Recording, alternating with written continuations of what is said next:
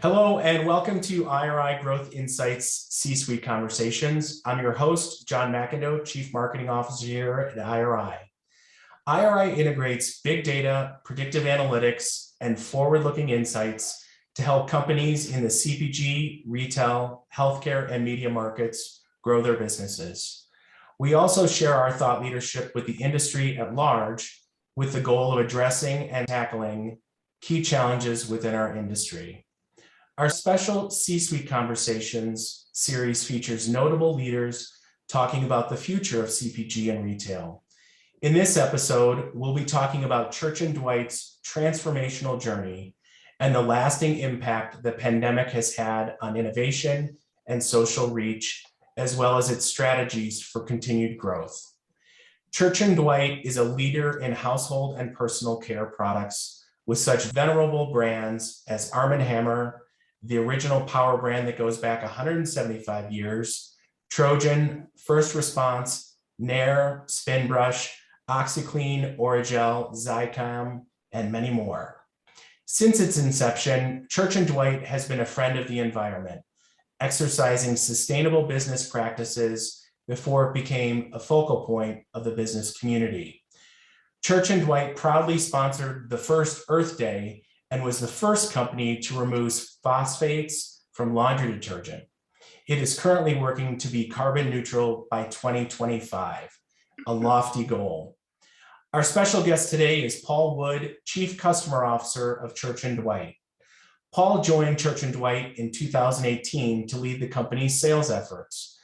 Prior to Church Dwight, Paul was Executive Vice President of Acosta, overseeing a cross-functional team spanning multiple consumer packaged goods categories.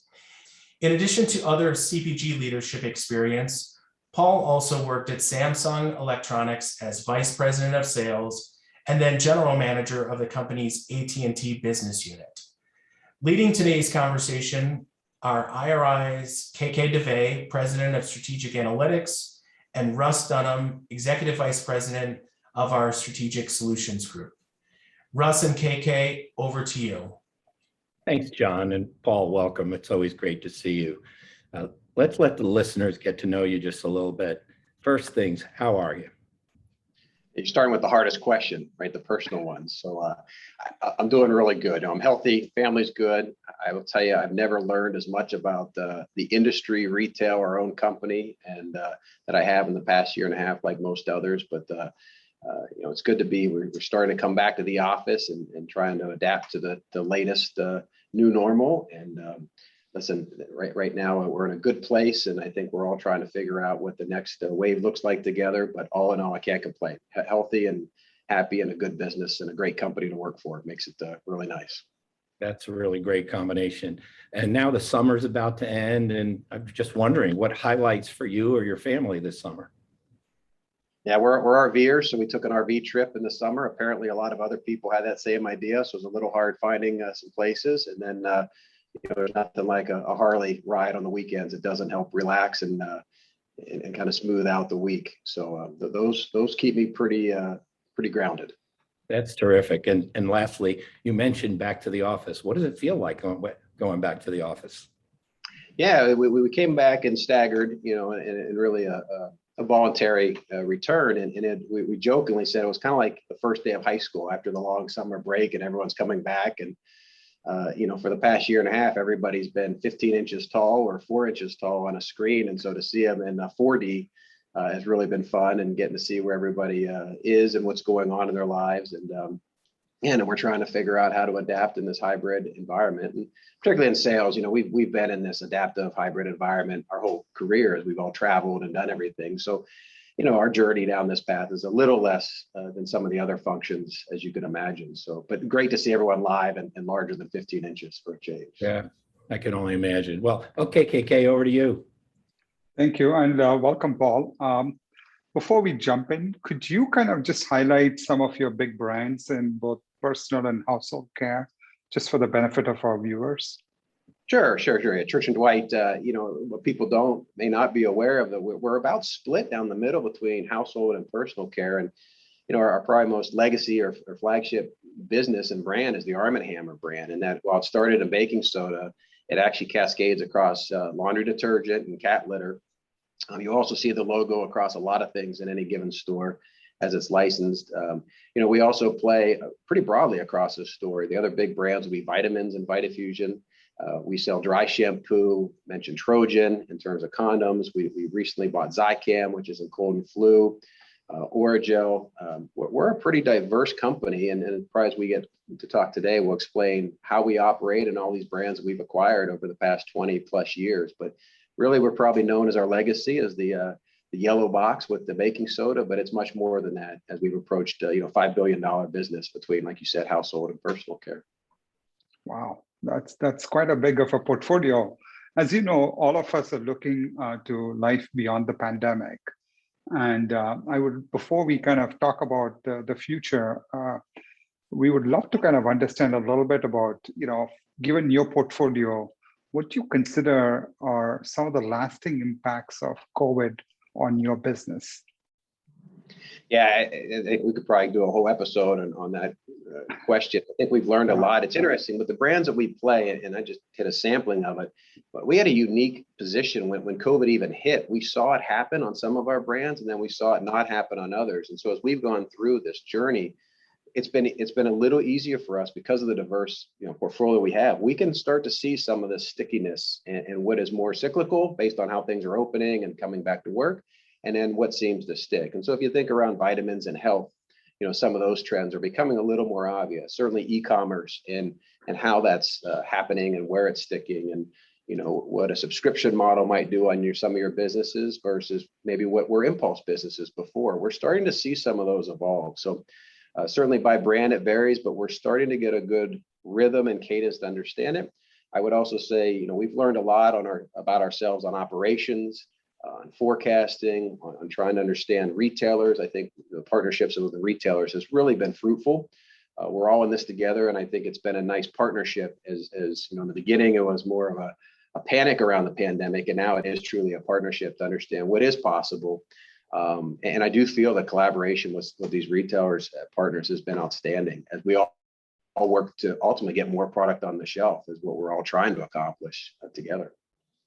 Has the pandemic affected any of your strategic directions that the company is taking in any particular right turn, left turn, some tweaks?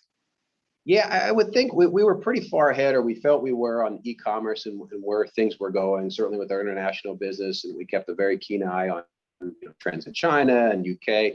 And I think we knew things were coming. I think obviously the pandemic, exasperated some of those in the speed in which they came. So I think we were ready. I think that is just a fast forward of some things.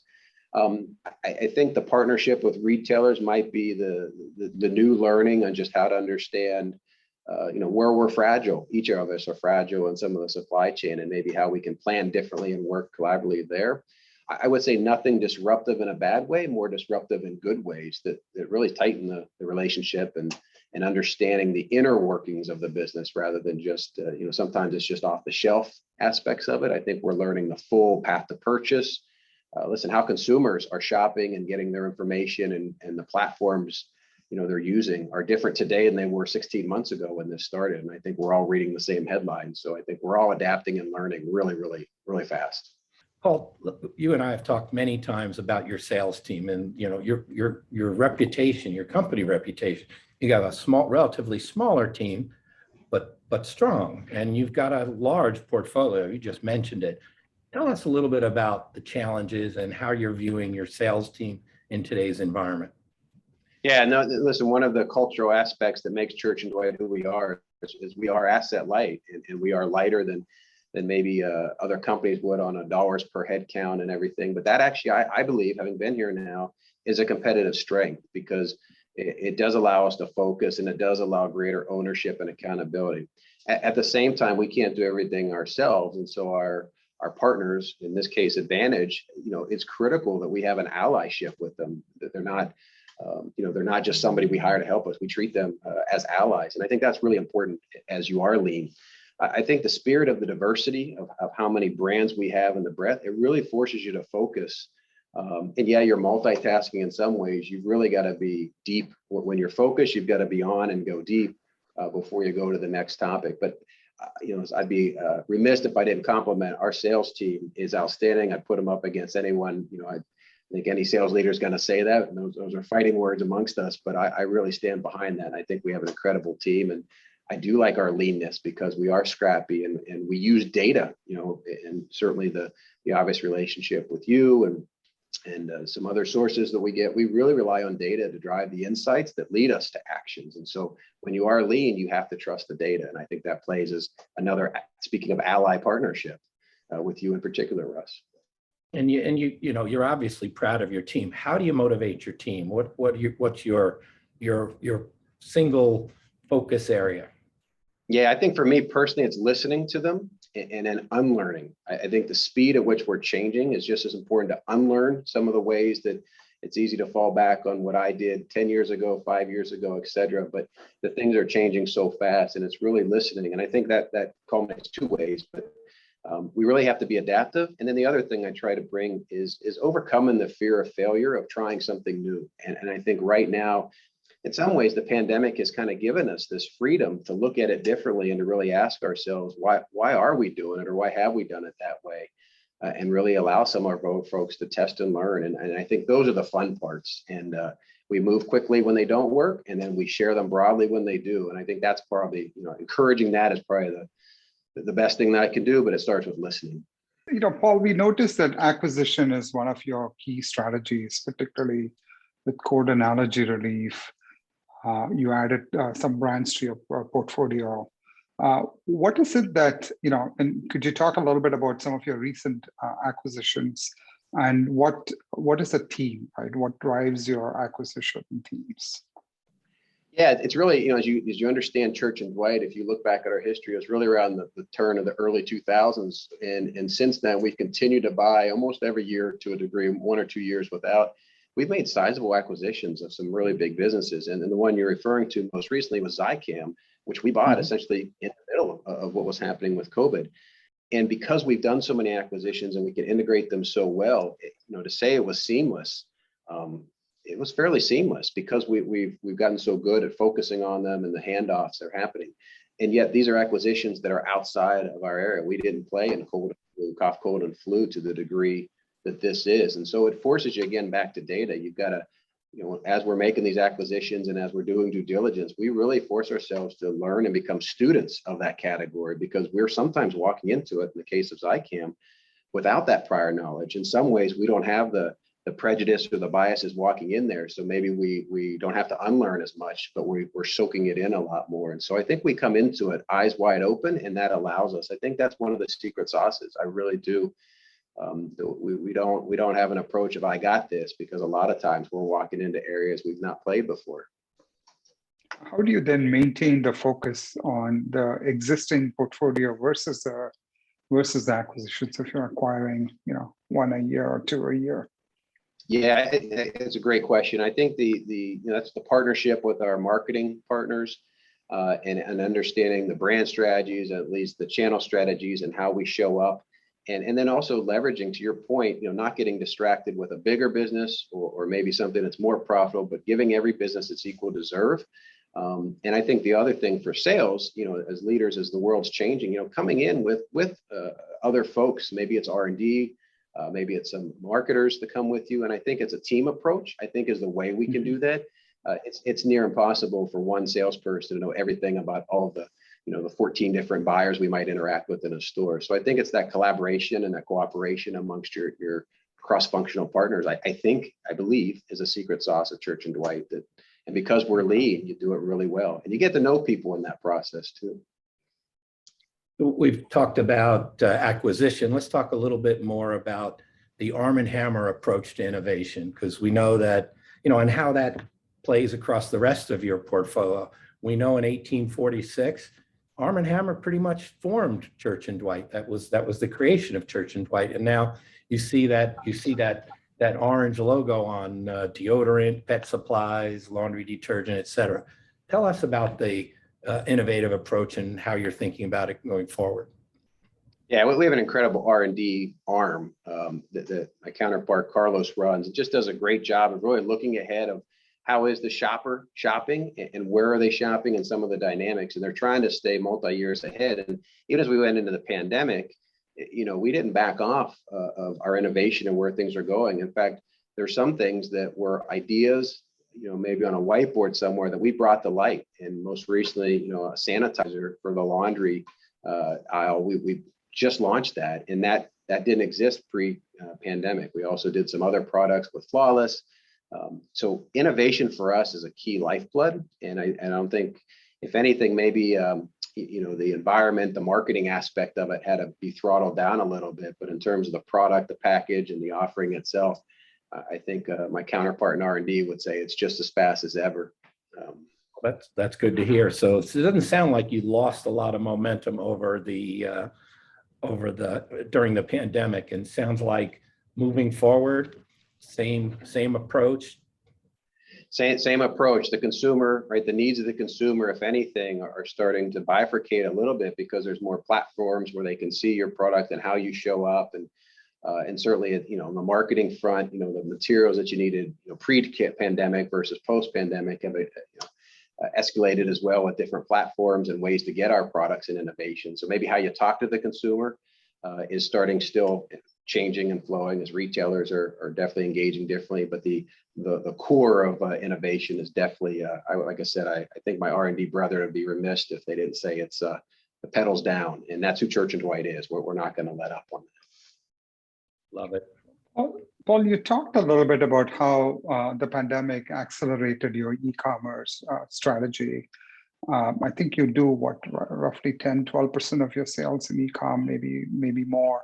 Could you talk a little bit more about how you have kind of accelerated e-comm, and it's on everybody's mind, and then I'll have a couple of other follow-up questions on the e-comm stuff. Yeah, and listen, the e-commerce conversation for us starts at the top. Matt, our CEO, has been very adamant on what he sees changing as he manages the company and sees trends internationally in China, like I said, in Europe and other places. And during the pandemic, we leveraged that time to listen to experts from around the world. And even at prior sales meetings before COVID, we were bringing in folks that saw the world differently. And so we were kind of planting the seeds and fertilizing, cultivating. I would say over COVID, it became obvious that as fast as we were moving, we had to turn that dial up. If there's a way to get past 10, we're past 10. And so we're absolutely committed. Part of that is getting the right data, understanding the retailer, understanding these platforms. Everything's coming so fast and quick.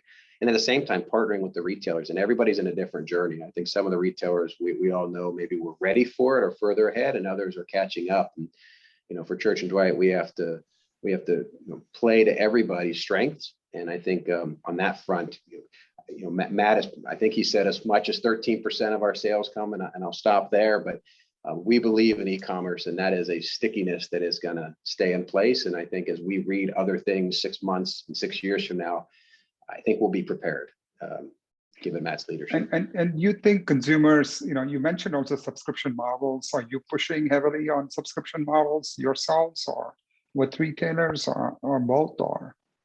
Yeah, I would not say that that's an area where we're really pushing to be more direct to consumer directly. We certainly do that. I think, without giving away secrets, so to speak, I think the learning from that is what can we learn from the shopper, and what do they value, and what is important to them. And that's just another vehicle to get that direct feedback and interaction.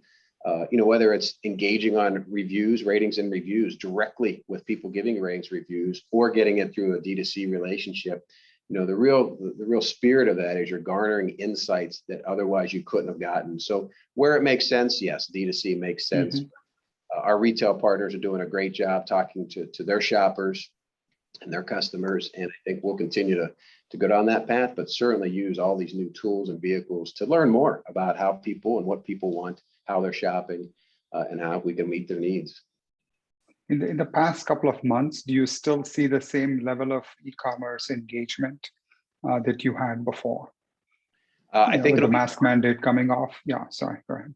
Yeah, it'll be more, but it'll be different. So it's not so much a volumetric. We certainly expect, like everybody does, it to soften a little bit in the percents. But in some of our businesses, it will actually, we've seen it pick up. It was picking up pre-COVID, and we don't suspect any reason why. it'll slow. I mean, us as shoppers ourselves, it sure is nice to lay in bed and sit at the office or wherever you are and plug in something, and then on your way home pick it up. I think that convenience is really interesting. You know, they say a habit forms after 66 days. We've all had more than 66 days to form some habits, and they're pretty addictive because of the convenience and the speed. And now, it's a stop on the way home as opposed to a diversion on the way home. So I know it's certainly changed my family's life and most of the folks here. So we do believe it'll stick, and then some of our businesses are just going to continue to explode, and others will be a little slower. We have impulse items that we don't expect to ever convert to the full extent, but we have some that are absolutely off to the races. Interesting. And how do your products show up differently at retail today, Paul? How are your retail relationships, and how do you kind of go to market differently? Yeah, and that's really interesting. As you dig into our portfolio, you take something like cat litter, which is heavy in a big box, and yet that shows up very differently on a Chewy or an Amazon Subscribe and Save.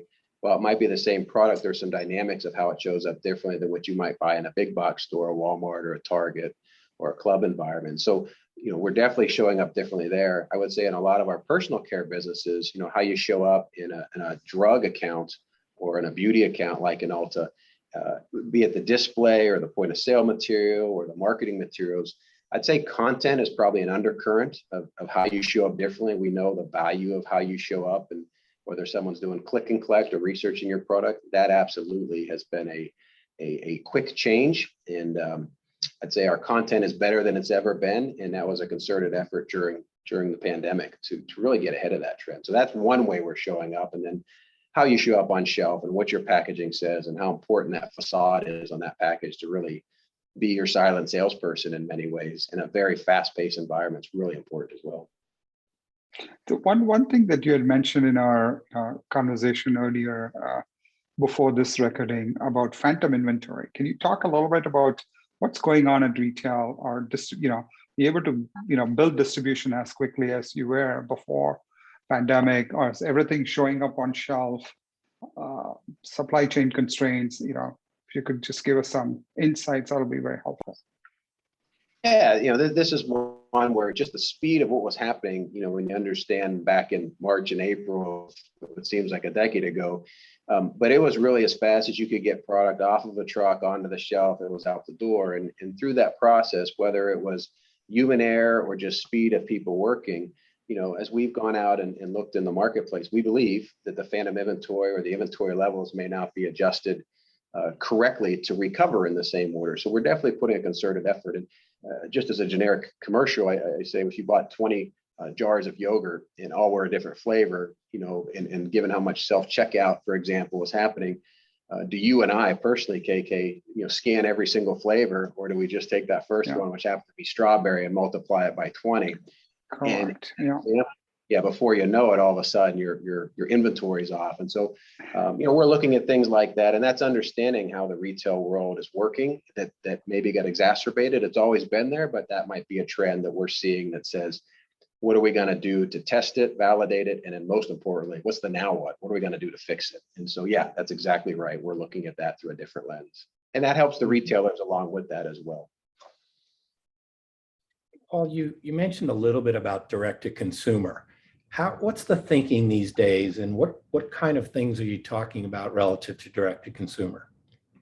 Yeah, again, it starts with the purpose of what we're trying to accomplish with direct to consumer. So in the case of, I'll use Flawless as a best in class example. As we got to know them through the acquisition a few years ago, they were reaching into consumers through ratings and reviews, and they were forming these relationships. And before you knew it, the relationships were so strong in the ratings and reviews, it became almost a focus group.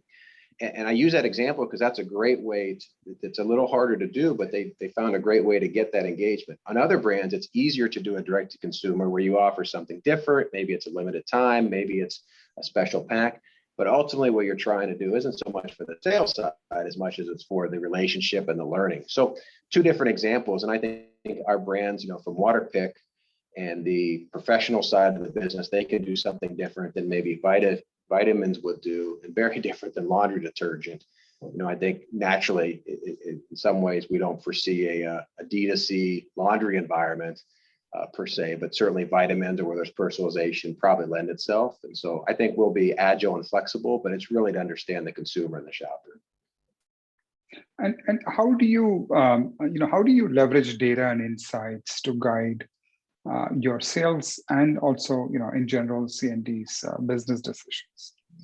Yeah, the data is really important for us, and I know everybody says that, but we really believe it in our DNA. And again, it starts at the top. And I think this is a competitive advantage where Church and Dwight, under Matt's leadership a few years ago, really got ahead of it and made a concerted effort in a center of excellence and really focusing on data.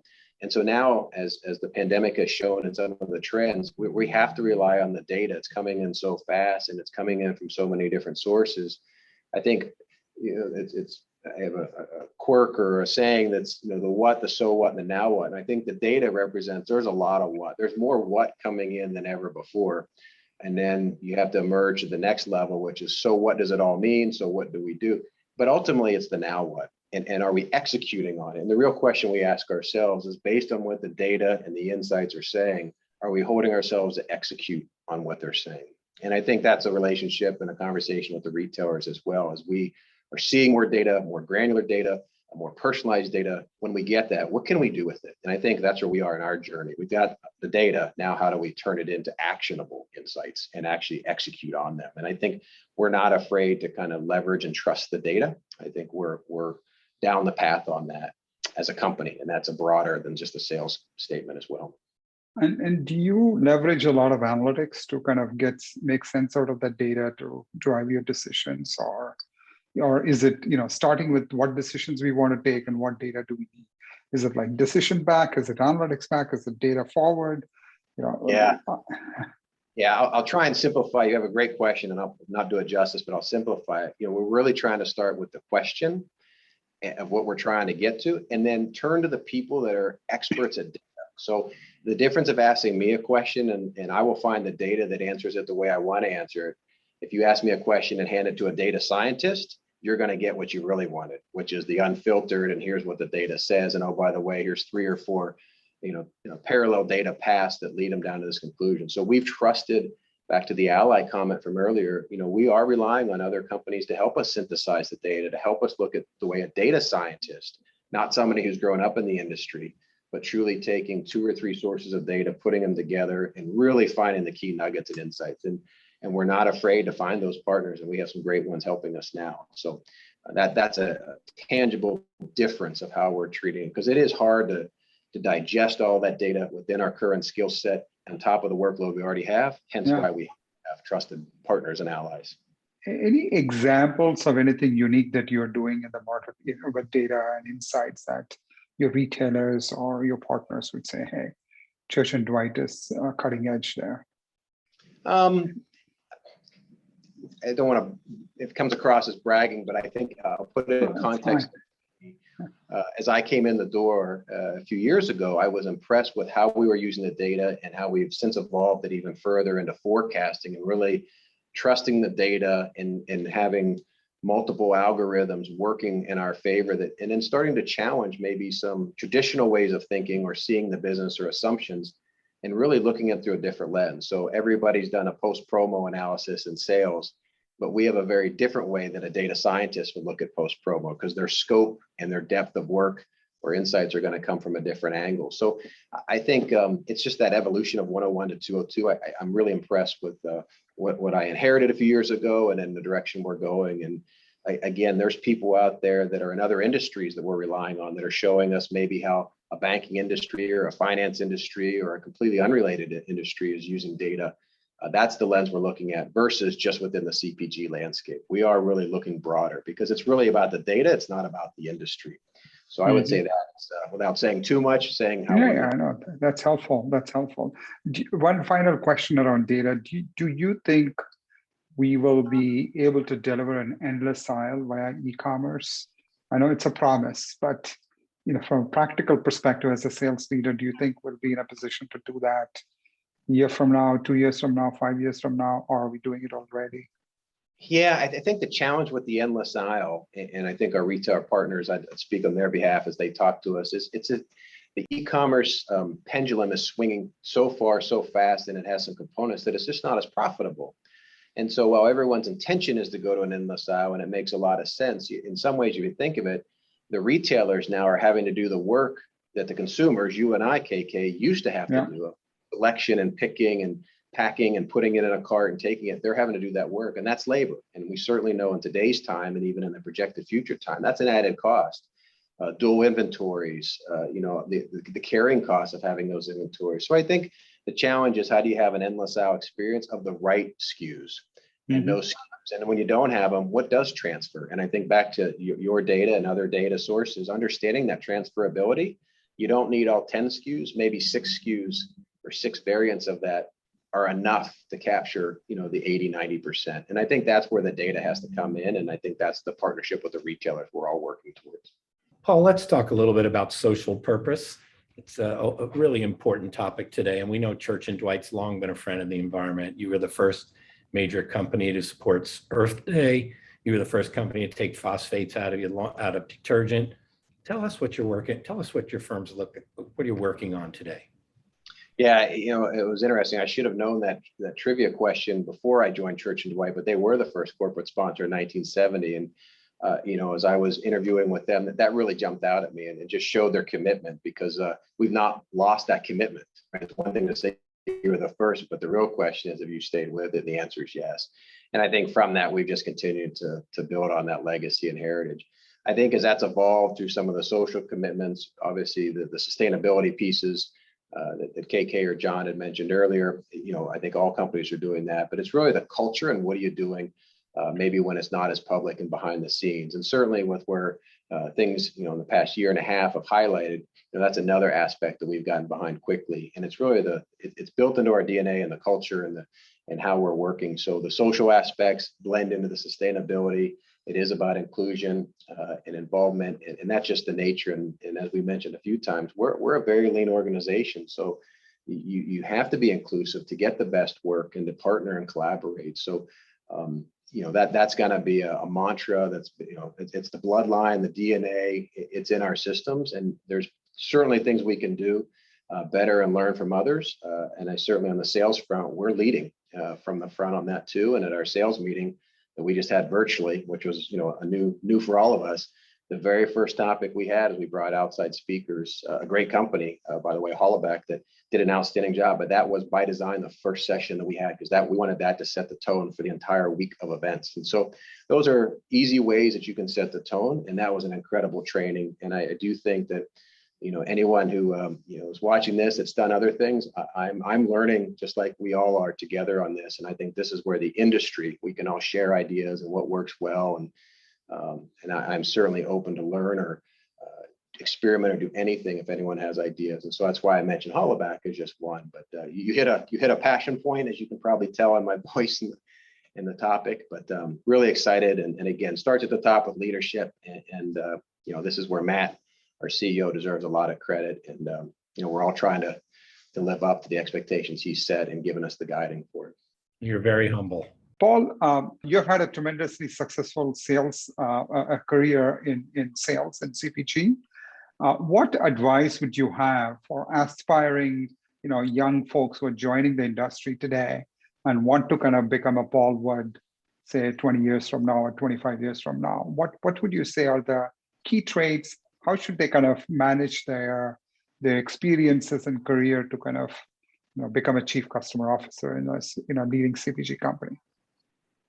Yeah, really, Kike, you hit on a personal note for me, because I spend a lot of time and working with college students and interns and everything. Because I feel like a lot of people have helped me and gave me good counsel and advice. And so, a couple of things I would share with you that I've shared with them is, I think earlier in my career and as we're all younger, we focus too much on the here and now, and we're worried about the next job. And I think at some point I had some good mentors that said, the role you're in now might be the only time in your life you're going to be in that role. So this is your chance to build your information and your Rolodex of knowledge. And I can't tell you how true that is, that over my career, I've done jobs that weren't linear.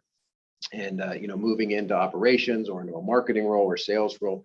I think the more diversity of experiences, the more diversity around the state of the business, the better you are longer term when you're accidentally leading a lot of folks that come from very diverse backgrounds and with diverse challenges. And so I think that's been great advice, and I had a trust in mentors along the way. So I definitely pass that along. I would say the difference though today versus when I was growing up in the industry and it was more traditional, you did this type of account and then you went here. Yeah, you did a lot of rotations. I think the rotations today are very different. Data, we talked a lot today about data, and I do believe that to be successful in the next 10 years, I think there are roles that are required within sales that aren't currently on my team. I think I'm going to have folks touching data in ways beyond just data scientists that we generalize today. And I think that's a skill set that is going to have to evolve 10x, 100x from where we are. And so that's a new learning. And I think the folks that support us on that way, we're going to have younger folks newer in the industry teaching us how to do that, because that's not an inherent skill. So I think that adaptability comes in a very different way.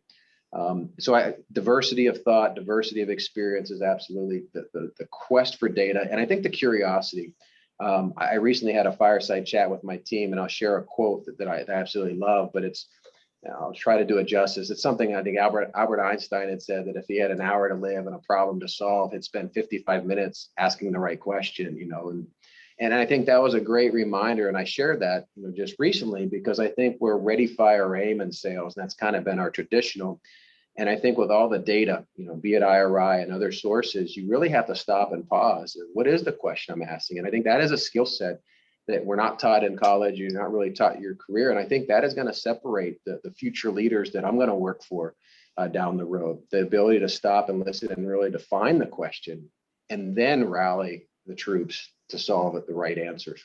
So I could go on that, but those are the big highlights. But I think my sales force, if you looked at my roles today and listed them on one page and compared them in 10 years, I think there's titles and structures that don't exist yet that we're going to have to be agile, flexible, and move into. And the successful sales folks of tomorrow have to understand that it's about being a general manager mindset and solving, the broader. And that's certainly how our retailers, look at our retailer structures and how they come together. They are certainly, I give them a lot of credit, in some ways almost ahead of CPG in terms of their structure and their thinking and combining omni-channel and how they're leveraging data. So I think there's a lot to learn, and I'm watching and observing the retailers right now on how fast they're moving. I love your part about the young person. I had a chance to meet Mark Cuban at an event, and I asked him, I said, what would be the one thing you would do as a leader? He said, I'd hire a millennial and let them tell you what you should be working on. Well said. That was fantastic. Thank you, Paul, KK, and Russ. It's really fascinating to learn about the approach, many of the approaches that you're taking across personal and home care, and how those have really dramatically impacted your business as well as consumers throughout the pandemic, and really how Church Dwight continues to build its powerhouse brands as well as new brands to meet the changing needs of consumers. I thought I'd recap some of the key themes that I heard today. There was a tremendous amount of information and perspective shared that I know our listeners will really appreciate. You kicked things off with how the pandemic has really shaped your business and what were some new things that you learned and some things that were kind of always core to your business that you really embraced and held on to but extended. We talked about new learnings around consumers and the application of data to really understand them, not only from a consumer insights perspective, but also operations, supply chain, and also retail collaboration.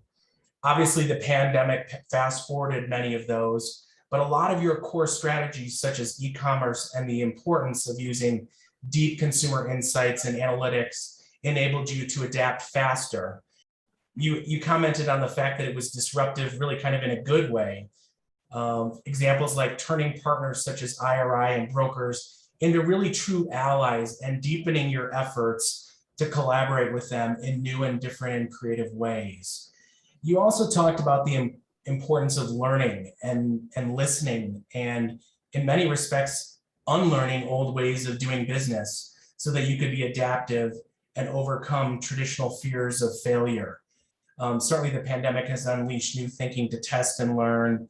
We talked about failing fast, learning from those those failures and then adjusting rapidly and moving on, and how that's really kind of unleashed new thinking.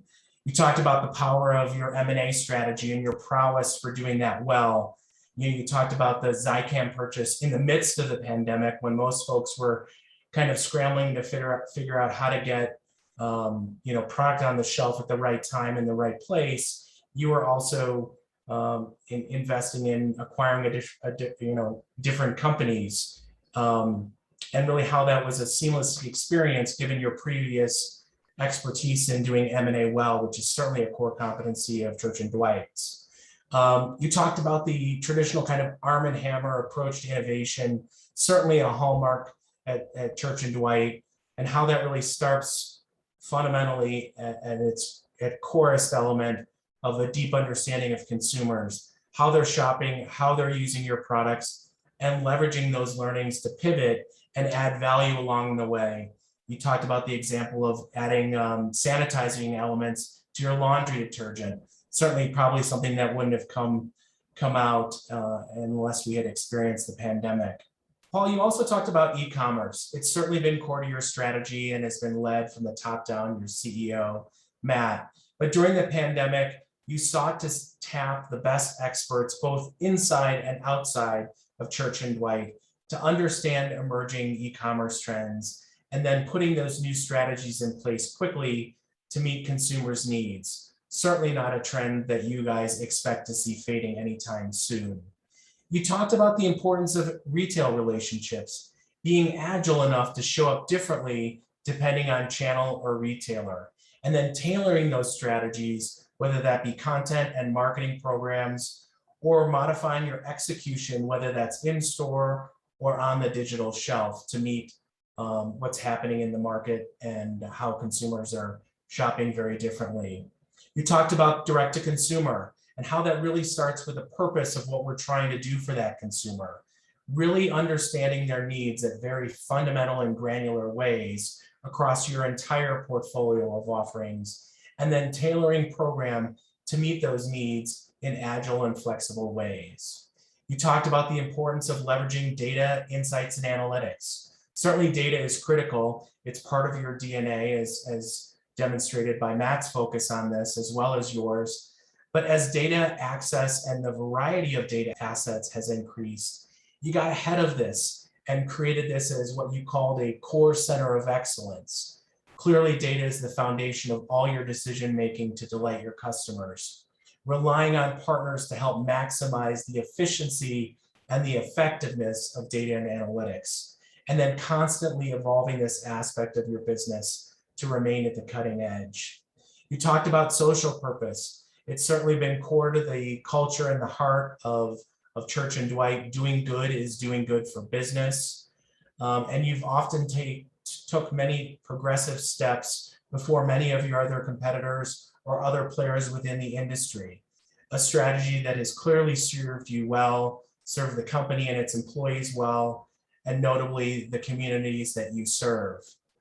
You closed off by talking about the advice you give young people, and you shared a personal reflection that what worked when you were starting up isn't necessarily the same as today.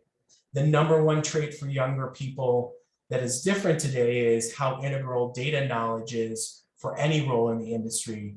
That is clearly the wave of the future. And so really embracing data and technology and taking what you're working on now and using it to build your knowledge base, you'll really be surprised at how handy that will become down the road. A fascinating conversation. Paul, KK, Russ, we appreciate you taking the time. For our listeners and viewers, this recorded conversation will be available on our website at iriworldwide.com. We hope that you'll take the opportunity to review our other thought leadership, including valuable reports, and of course, our dashboard of economic indicators. With that, thanks so much for joining us today, and have a wonderful day.